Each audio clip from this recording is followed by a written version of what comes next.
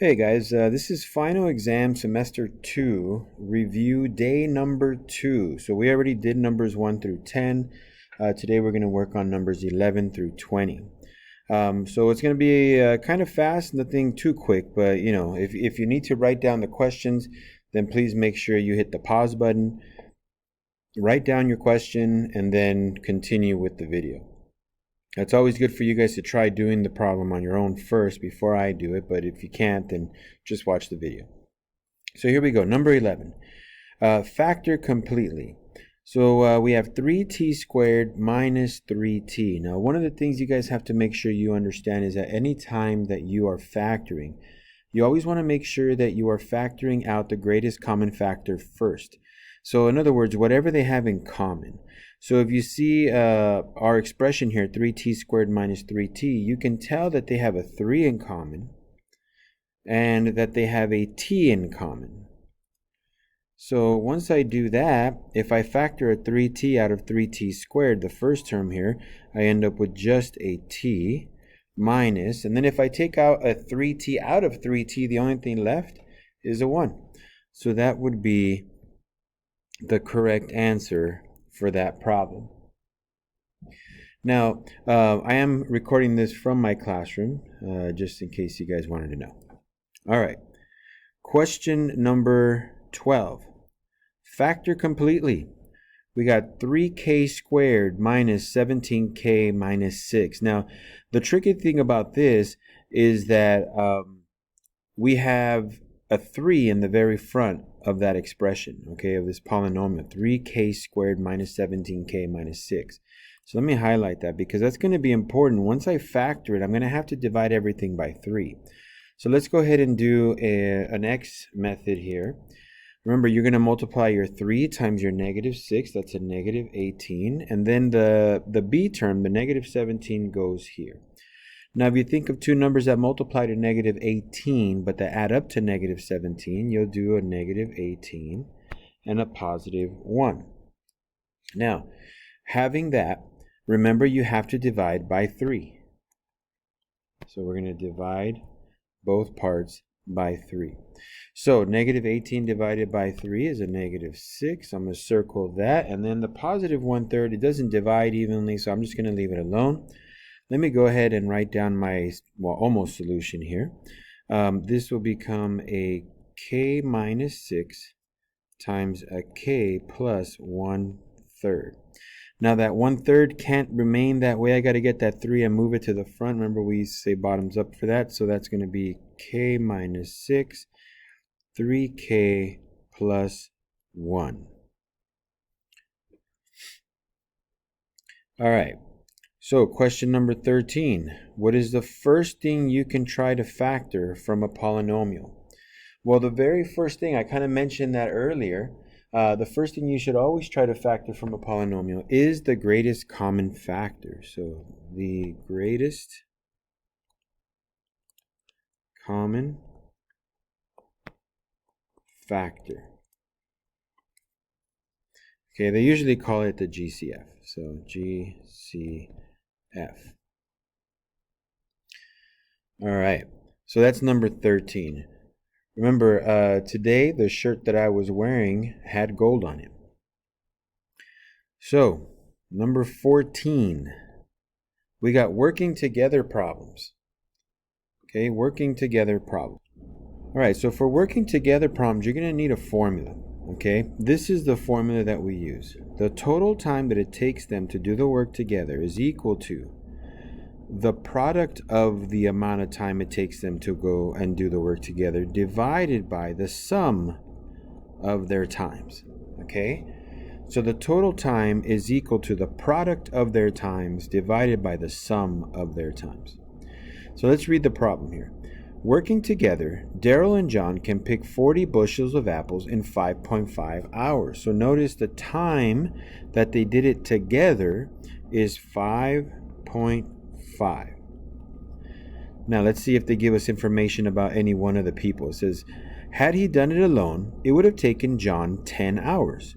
How long would it take Daryl to do it alone? So they gave us one of the variables, either X or Y. You can decide which one you want. I'll just call it X. So I'm going to put 10y over 10 plus y. Now, in order to solve, I'm going to multiply. Okay, so this is 5.5 times 10 plus y equal to 10y. And I'm going to continue to do the work here. Let's distribute that 5.5 in. So that becomes 55 plus 5.5y equal to 10y. Now, if I subtract 5.5y on both sides, I end up with 55 is equal to 4.5y. Now all I have to do is divide by 4.5.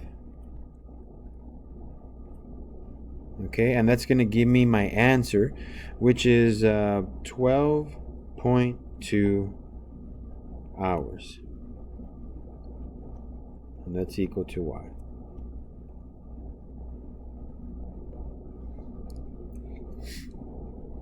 The time now is 2:07 p.m.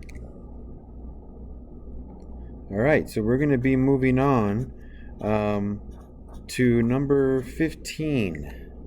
Number 15. So Mel can mop a warehouse in 8 hours. Matt can mop the same warehouse in 6 hours. If they work together, how long would it take them? So notice we're going to use the same formula that we did before. T equal to xy over x plus y. But this time they didn't tell us how much time they did it, the work together. They told us individual times. So Mel can mop the warehouse in 8 hours. So let's let Mel be the x variable. And then they say Matt can mop the same warehouse in 6 hours. So we're going to let that be y. So T is equal to 8 times 6 over 8 plus 6. So T is equal to 48 over 14. If we use our calculator to solve for this, the answer comes out to 3.4 hours.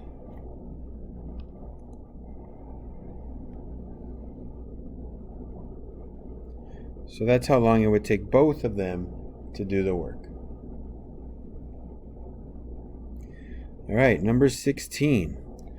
Given the second term of an arithmetic sequence and the common difference, find the first 5 terms. So they give me the second term and they give me the common difference. I just got to find all the rest. So let me write down the second term into my list. So my second term is 10. And then they said the common difference of this arithmetic sequence is -2. In other words, as the numbers move on, they keep getting 2 units smaller. So 10 minus 2 is 8. 8 minus 2 is 6. 6 minus 2 is 4. So now you got to think, okay, well, what was the number in front of the 10 that when you subtracted by 2, you got 10? That would be a 12. So that's how you would do a problem like that. Last weekend, I watched Doctor Strange 2. All right, moving on to number 17. All right, so for number 17, we got to find the term named in the arithmetic sequence, and then we got to find the explicit formula. So usually, I always find the explicit formula first because you need it in order to find the term. So let's go ahead and do that first. Now let me give you the formula for that. A sub n is equal to a sub 1 plus d times n minus 1. Okay, that's your explicit formula. So I need to figure out what is my first term, which is pretty easy. That's 30. Okay, so a sub n is equal to 30 plus. Now I got to figure out my common difference. So to go from 30 to 60 and 60 to 90 and 90 to 120, I need to add 30 every single time. Okay, so adding 30. So that means that my d value is 30, or positive 30. All right, and that bell basically signified that we are going into first period. So anyhow, we're going to continue with this problem here. So to find our explicit formula, we're going to distribute. So 30 times n is 30n, and 30 times -1 is -30. You'll notice 30 minus 30 will cancel. So my explicit formula is a sub n equal to 30n. So there it is. That's my explicit formula. Now, they want me to use that formula to find a sub 20. So a sub 20, I have to plug in 20 where the n is for the explicit formula. So for this part, that's 30 times 20, which is 600. And there's your answer for your 20th term. All right, moving on. Number 18. Solve the equation by factoring. Okay, so this one, all I have to do is just factor some stuff out. Set it equal to 0 for sure, because anytime they want you to solve an equation, solving for 0 or setting it equal to 0 is usually the best way to go. So let's subtract 2m on both sides. So I get m squared minus 2m equals 0. Now, I noticed they both have m, so I'm going to factor out my GCF. So it'll be m times m minus 2 equals 0. Now, what I have there is the opportunity to be able to create two different equations. Okay? Now, that's called the zero product property in Algebra 1. So what I'm going to do is separate this into two different formulas, or two different equations, m equals 0 and m minus 2 equal to 0. Now this first one is already done. There's not much you can do with that. But for the second one, I can add 2 on both sides, and that gives me m equals 2. So there you go. We have two answers for number 18. Now moving on to number 19. We have to solve each equation by factoring a squared plus 8a plus 17 equals to 5. So remember what I told you, when they want you to solve these things, usually you want to set it equal to 0. So what I'm going to do is subtract 5 from both sides. So a squared plus 8a plus 12 equals to 0. Now, I'm going to factor this, but one of the nice things about this is that there's no number in front of the a squared term. There isn't anything there, okay? So that means I don't have to divide at the very end. So I'm just going to have to factor this. So using the x method, 1 times 12 is 12, and the 8 goes here. I can use 6 and positive 2 as the two numbers that multiply to 12 and add up to 8. So this becomes a plus 6 times a plus 2 equal to 0. So a plus 6 equals 0, or a plus 2 equals 0. Remember, that's a zero product property. If we subtract 6 on this first one, we get a is equal to -6. And for the other one, if we subtract 2, I get a equals -2. And that's my answer for number 19. By the way, I told you guys that I had a dog. Her name is Lola. All right, final problem. Okay, solving this equation. Now, this is going to be a little different.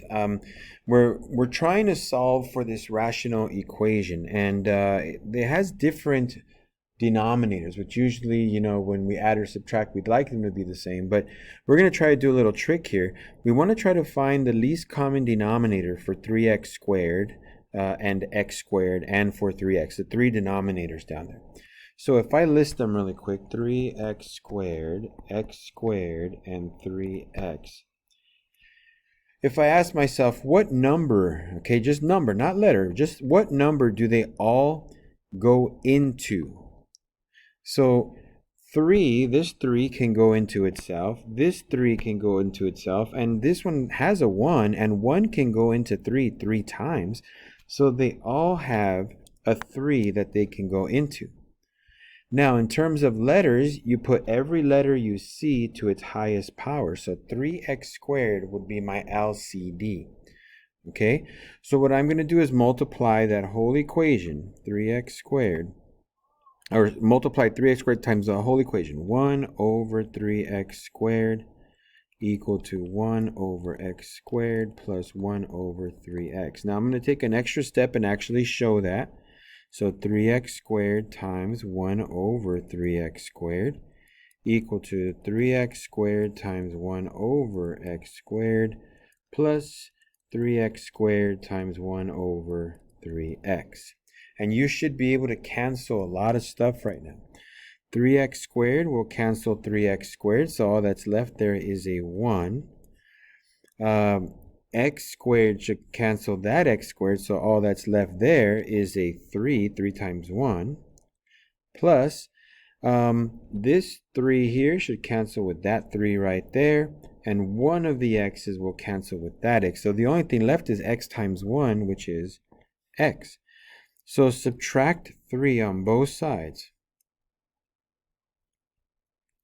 and you get negative 2 is equal to x. And that's all you guys have to do for this this review. Make sure you guys practice it, study it.